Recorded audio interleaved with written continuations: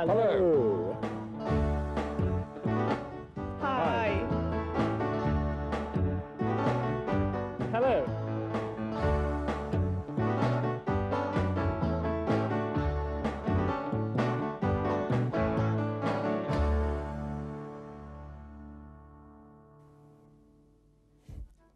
Welcome to our program, friends and followers of That's English.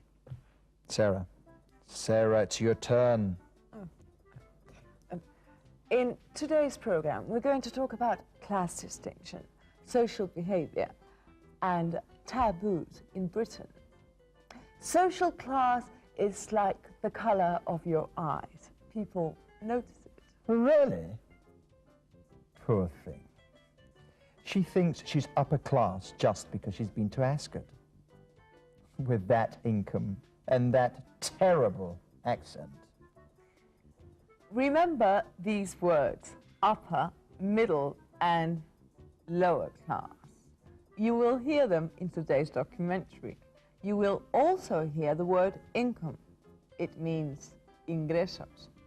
And now, this is the information we'd like you to pay attention to during the documentary. After watching it, we'll ask you the following questions. Which of the following elements make Britain different from other countries with regard to social class? Income, accent, social mobility, or education? What are the 3 necessary conditions you need to become a member of the clubs mentioned in the documentary? Ready? Then let's watch our Out and About.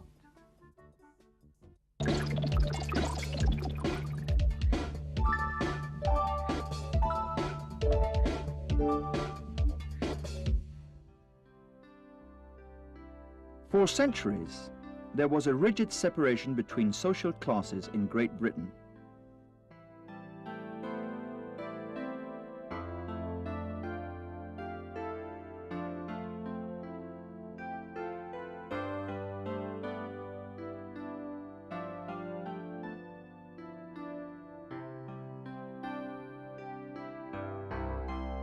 This led to different social behavior and even differences in language between upper and lower classes. It was said that it was possible to identify a person's social class from their accent. To find out if this is still true nowadays, we asked Michael Argyle, a psychologist, if he thinks the class system in Great Britain is as rigid as it's always been. Yes, it is widely believed that there are big class differences in Britain, but I don't believe this is right, because if you look at the dispersion of incomes, we are about the same in our income inequality as other European countries, and we are more equal than America. And if you look at social mobility, the number of people who go up or who go down, this is about the same as anywhere else. Where there is a difference, I think, is in our speech style. There are very big differences in accent, and that makes people's class very obvious and easily identified. These beautiful facades belong to some clubs. They're near Piccadilly, an area of London which has been known as Clubland since the last century.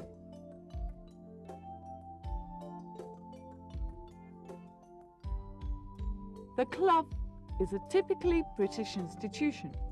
We've chosen it as the perfect example of a system of strict class segregation.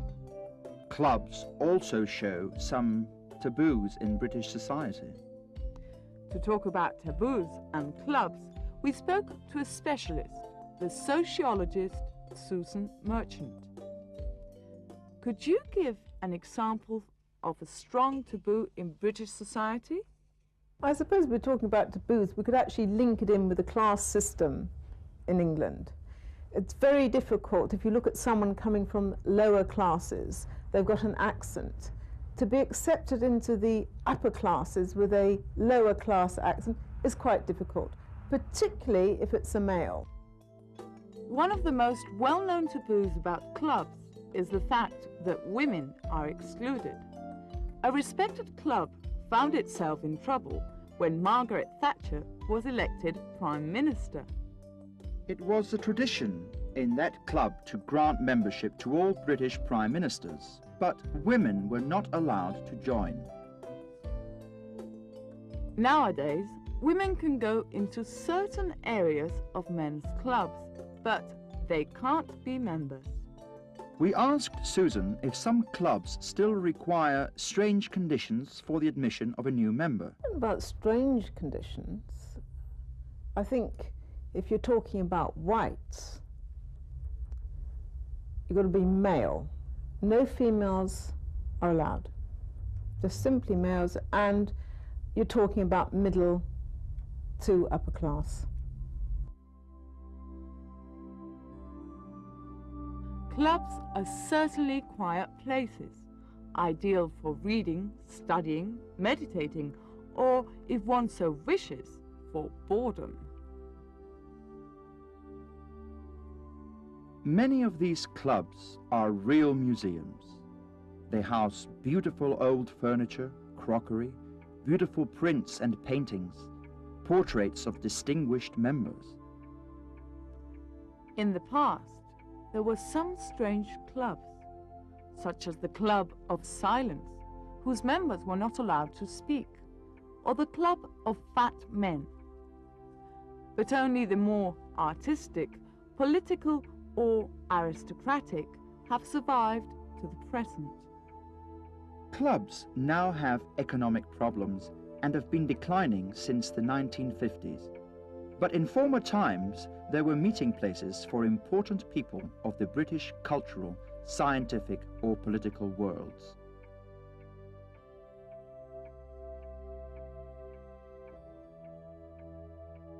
I think one can say that the most important decisions in the British history of the last 2 centuries have been made within their walls. But I think one can also say that time here has stood still.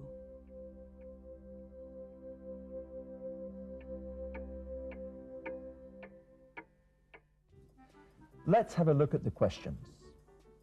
Which of the following elements make Britain different from other countries with regard to social class? Income, accent, social mobility, or education? Let's listen to Mr. Argyle. Where there is a difference, I think, is in our speech style. There are very big differences in accent, and that makes people's class very obvious and easily identified.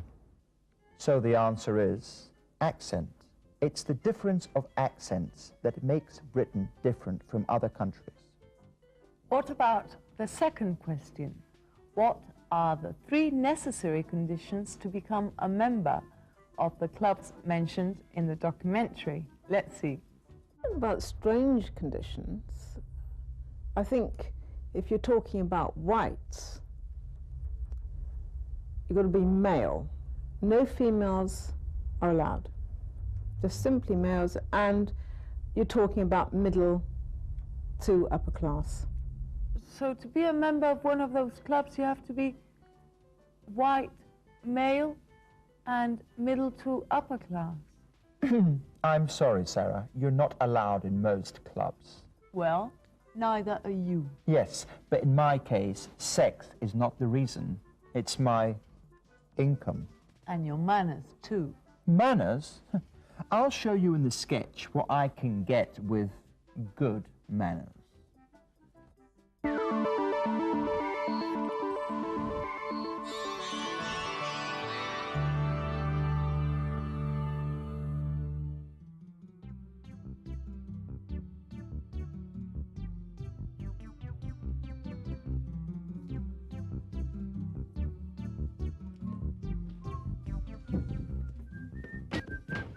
I'm sorry, sir. Excuse me. Go ahead. Can I help you? Hands up. Hands up, please. You should be more polite. We British always say, please. Please, hands up. And now give me the money. No. The money, please. Remember, In Great Britain, you must always say, please. Please give me the money, you bloody woman. No, no, no, no, no. Look. Could you please give me the money? I ask you first. Sorry. He's not very intelligent. We British think that manners are very important, sir. Of course, manners are important. Could I have the gun, please, madam? Now, pay attention. Would you please give me the money, madam? It would be a pleasure. Oh, I'm sorry. It's tea time. I'm also sorry. Why are you sorry? Would you like to have some tea? I'm sorry, madam. I'm in a bit of a hurry, you see. Would you mind finishing your tea and putting all the money in the bag? Are you really a thief? Me? A thief? How rude. It's terribly impolite. I'm a radical capitalist who loves making money, my friend. Here you are. Thank you. It's been a pleasure working with you. Will you come back tomorrow? I'm afraid that's going to be impossible. But I wonder if you could have some more money ready for some time next week? Yes, of course. Your gun, my friend. Thank you, sir. Goodbye.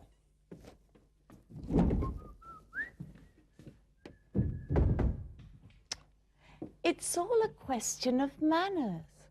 Good manners will get you anywhere.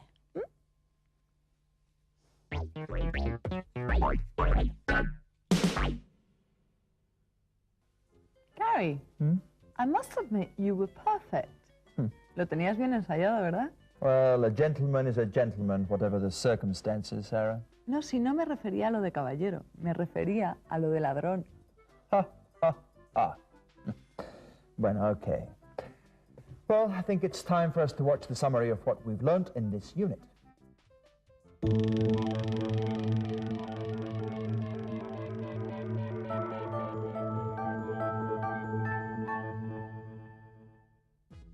En esta unidad hemos aprendido a pedir permiso o pedir algo de manera educada.